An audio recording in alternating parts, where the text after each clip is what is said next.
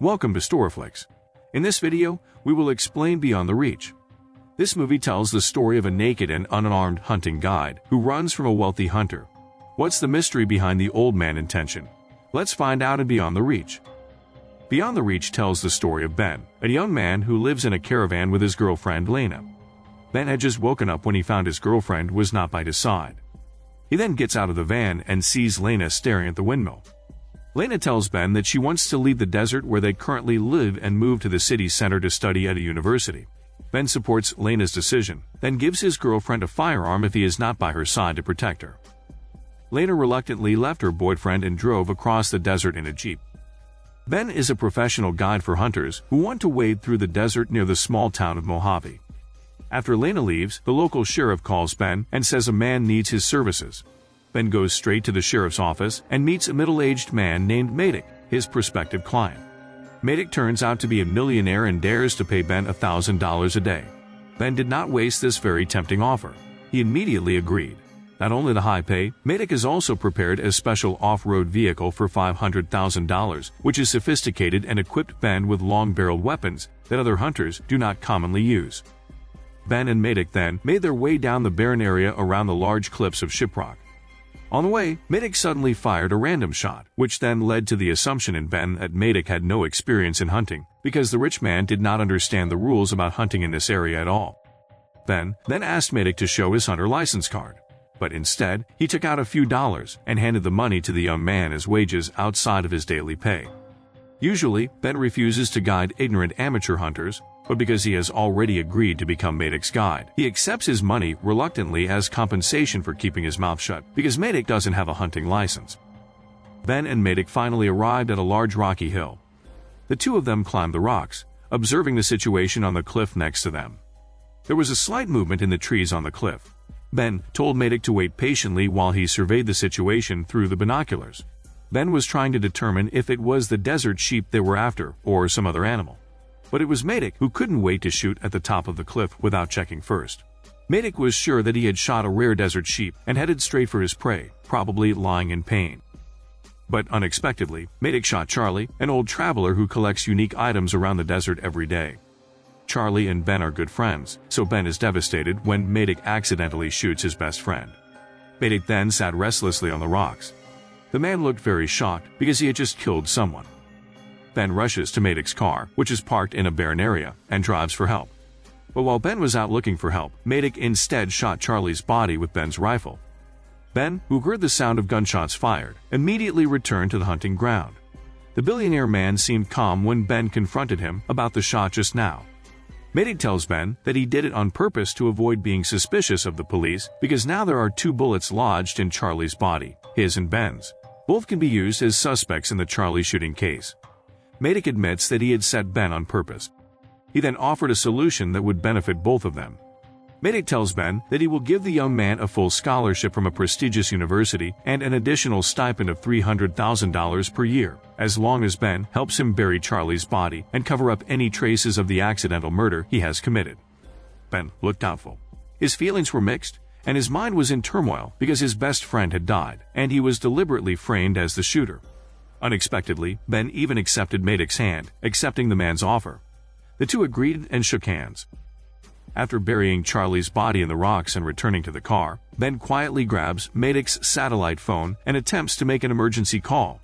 But his actions were caught by Madec, who immediately pointed a gun at him and destroyed the communication device. Ben is finally cornered and can only obey Madec's orders if he wants his life to be saved. Madec then ordered Ben to take off his clothes and shoes, leaving only the shorts that covered his body.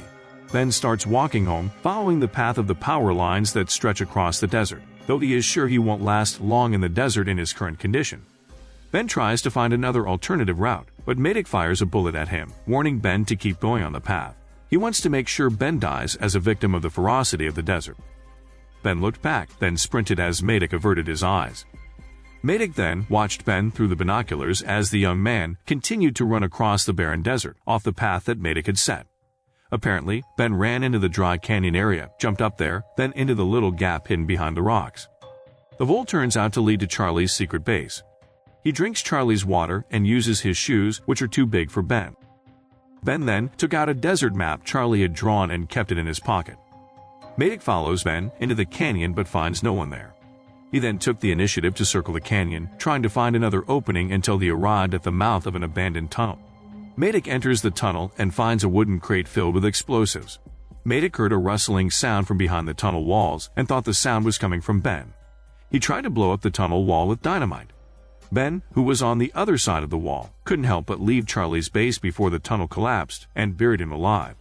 Madec was already waiting for Ben to appear at the end of the tunnel and warned the young man to keep walking on the path he had set. Ben, who was tired and injured, did not give up hope. He always took an alternate route when Madec was off guard and tried to escape his scrutiny. Ben kept running and running to avoid Madec until he finally came to a hollow rock cliff. Ben slid into one of the small crevices in the cliff that was the resting place he and Charlie had built, complete with a sofa and other items. He tore the fabric and foam of the sofa cushion and bandaged his injured legs. He also uses it as footwear so that his foot condition does not get worse. After that, Ben continues his journey following Charlie's map, which leads him to a hidden spot where Charlie buries important items such as catapults, iron marbles, and a map showing the water storage location. Ben's escape attempt was not in vain. After following Charlie's map, he finally finds a plastic vessel filled with clean water. Without thinking, he then gulped the water in the barrel as much as he could. But Ben's luck didn't last long. So he focused on reading the map looking for the location of the water supply. He didn't realize that Madec managed to sniff his tracks and found his location. Madec shot the vessel filled with water that Ben was drinking until it broke. Madec warned Ben not to mess around and told him to get back on track while watching Ben over a glass of alcohol. Ben finally obeyed Madec's orders. He walked unsteadily in the barren desert, under direct sunlight and blown by gusts of sand grains drifting in the wind. Ben then collapsed on his stomach. His body didn't move an inch, though Madec shot the area around the boy to frighten him. Madec thought that Ben was dead and left him. It turns out that it was just Ben's ruse so that he no longer chased after him. But Madec is not easily fooled. He waited behind the cliff while observing the surroundings through binoculars. He finally found Ben was climbing a rocky hill not far from his current location. Ben, who was experienced and knew by heart every nook and cranny throughout the desert, hoped to trick Madec again and escape the psychopathic man. He then climbed up a large rocky hill and into one of the gaps in the rock cliff, hiding there until nightfall. Madec, who already knew where Ben was hiding, immediately stepped on the gas and waited patiently in front of the gap that Ben had entered. He repeatedly called Ben's name and suggested that Ben surrender because he already wanted to kill him. However, unbeknownst to Madec, Ben had come out of the gap in the back of his car. He then sneaked into Madec's car while he was urinating. He managed to grab a few things, including his jacket, and quickly got out of there. After returning to his car, Madec realized something odd had happened in his car. The man assumed that Ben had gotten into his car and was hiding in the back of the car. He then suddenly reversed the car. But Ben lay down on the ground to not get hit by Madec's car and immediately fled to the rocky area. Madec shot at Ben, and he started throwing dynamite extensively towards Ben's hiding place because he was so annoyed. But Ben managed to survive all the attacks until finally, Madec stopped attacking, and Ben responded to Madec by slamming an iron catapult right into the windshield and hitting the man's face. Madec collapsed unconscious with a single blow. The next day, Ben drove home in Madec's car while he sat in the passenger seat. Arriving in the city, Ben takes him to the police station and describes all the events he experienced in the desert in detail. He reports all of Madec's misdeeds to the sheriff. Ben was briefly imprisoned but was later released because he was proven innocent.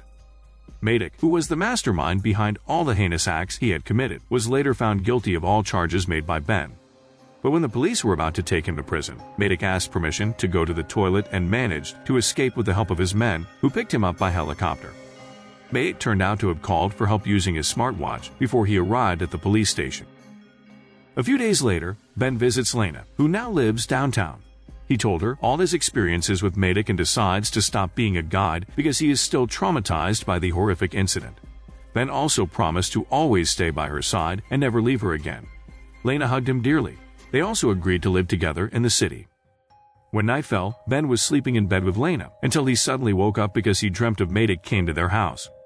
Unfortunately, it is not a dream, but a reality that is happening right now. Madec was already standing in front of Ben with his rifle pointed at him, ready to shoot the young man. But Madec lost quickly to Lena, who had shot him first with Ben's gun during their first separation. Madec, who was seriously injured, tried to escape from Lena's house. But Ben didn't just let it go. Ben took his gun and shot him until the man met his death and would never terrorize him and Lena again. The film ends.